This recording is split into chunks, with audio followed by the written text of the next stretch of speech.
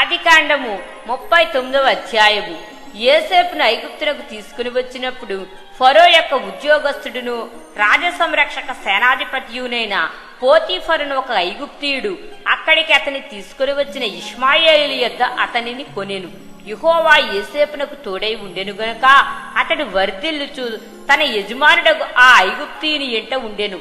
యెహోవా అతనికి తోడై ఉండెననియు అతడు చేసినదంతయు అతని చేతిలో యెహోవా సఫలము చేసిననియు అతని యజమానుడు చూచినప్పుడు యోసేపు మీద అతనికి కటాక్షము కలిగెను కనుక అతని యొద్ద పరిచర్య చేయువాడాయెను. మరియు అతడు తన ఇంటి మీద విచారణకర్తగా అతని నియమించి తనకు కలిగినదంతయు అతని చేతికి అప్పగించెను.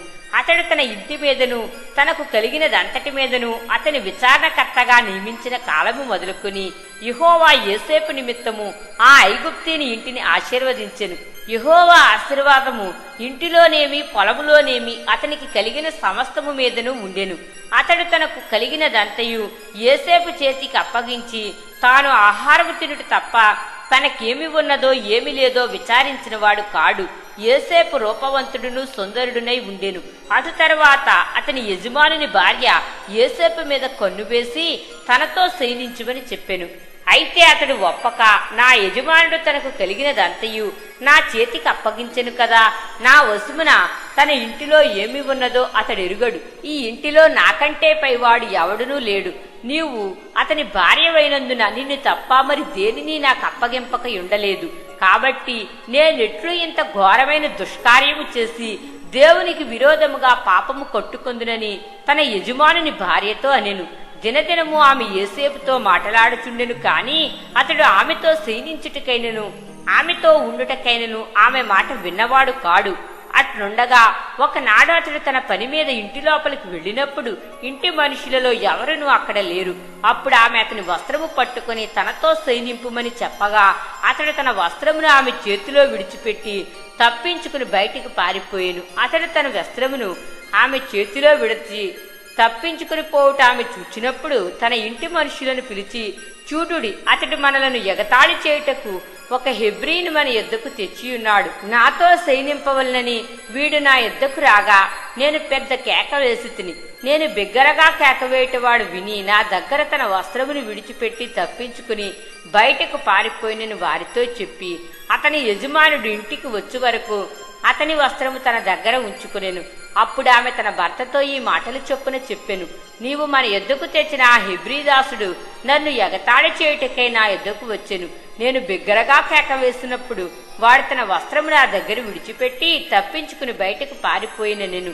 కాబట్టి అతని యజమానుడు, ఇట్లు నీ దాసుడు నన్ను చేసినని తన భార్య తనతో చెప్పిన మాటలు విన్నప్పుడు కోపముతో మండిపడి అతనిని పట్టుకుని రాజు ఖైదీలు బంధింపబడి చెరసాలలో వేయించెను. అతడక్కడ చెరసాలలో ఉండెను.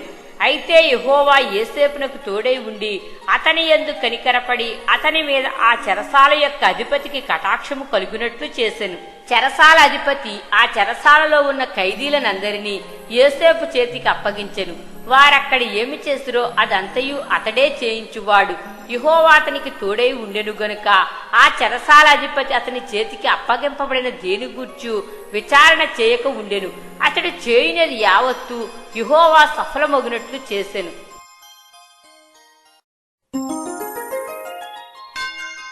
ఆదికాండము 40వ అధ్యాయము. అటు పిమ్మట ఐగుప్తురాజు యొక్క పానదాయకుడును భక్ష్యకారుడును తమ ప్రభువైన ఐగుప్తురాజు ఎడల తప్పు చేసిరి కనుక ఫరో పానదాయకుల అధిపతియు భక్ష్యకారుల అధిపతియునైన తన ఇద్దరు ఉద్యోగస్తుల మీద కోపపడి వారిని చెరసాలలో ఉంచుటకై రాజసంరక్షక సేనాధిపతికి అప్పగించెను. అది యోసేపు బంధింపబడిన స్థలము. ఆ సేనాధిపతి వారిని యోసేపు వశము చేయగా అతడు వారికి ఉపచారము చేసెను. వారు కొన్ని దినములు కావలిలో ఉండిన తరువాత వారిద్దరూ అనగా చెరసాలలో బంధింపబడిన ఐగుప్తురాజు యొక్క పానదాయకుడును భక్ష్యకారుడును ఒక్కటే రాత్రి యందు కలలు కనిరి. ఒక్కొక్కడు వేరువేరు భావముల కల కనెను. తెల్లవారినప్పుడు యోసేపు వారి యొద్దకు వచ్చి వారిని చూడగా వారు చింతాక్రాంతులై ఉండిరి.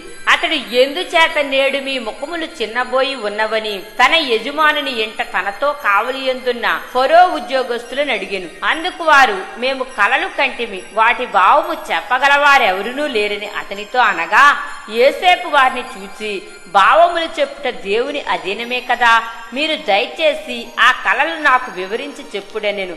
అప్పుడు పానదాయకుల అధిపతి యోసేపును చూచి, నా కలలో ఒక ద్రాక్షవల్లి నా ఎదుట ఉండెను. ఆ ద్రాక్షవల్లికి 3 తీగెలుండెను. అది చిగిరించినట్టు ఉండెను. దాని పువ్వులు వికసించెను. దాని గెలలు పండి ద్రాక్ష ఫలములాయెను. మరియు ఫరో గిన్నె నా చేతిలో ఉండెను. ఆ ద్రాక్ష ఫలములు నేను పట్టుకుని ఫరో గిన్నెలో వాటిని పిండి ఆ గిన్నె ఫరో చేతికిచ్చితినని తన కలను అతనితో వివరించి చెప్పాను. అప్పుడు యోసేపు, దాని భావమిదే, ఆ 3 తీగలో 3 దినములు, ఇంకా 3 దినములలోగా ఫరో నీ తలను పైకెత్తి నీ ఉద్యోగము నీకు మరల ఇప్పించును. నీవు అతనికి పానదాయకుడివై ఉన్ననాటి మర్యాద చొప్పున ఫరో గిన్నెను అతని చేతికి అప్పగించదవు. కాబట్టి నీకు క్షేమము కలిగినప్పుడు నన్ను జ్ఞాపకము చేసుకుని నా యందు కరుణించి ఫరోతో నన్ను గూర్చి మాట్లాడి ఈ ఇంటిలో నుండి నన్ను బయటికి రప్పించుము. ఏలయనగా నేను హెబ్రీల దేశంలో నుండి దొంగిలిబడి తిని, అది నిశ్చయము. మరియు ఈ చెరసాలలో నన్ను వేయుటకు ఇక్కడ సహా నేనేమీ చేయలేదని అతనితో చెప్పాను. అతడు తెలిపిన భావము మంచిదని భక్ష్యకారుల అధిపతి చూచి అతనితో ఇట్లనెను, నేనును కలకంటిని. ఇదిగో తెల్లని పిండి వంటలు గల 3 గంపలు నా తల మీద ఉండెను. మీది గంపలో ఫరో నిమిత్తము సమస్త విధములైన పిండి వంటలు ఉండెను. పక్షులు నా తల మీదనున్న ఆ గంపలో నుండి వాటిని తీసుకుని తినుచుండెను.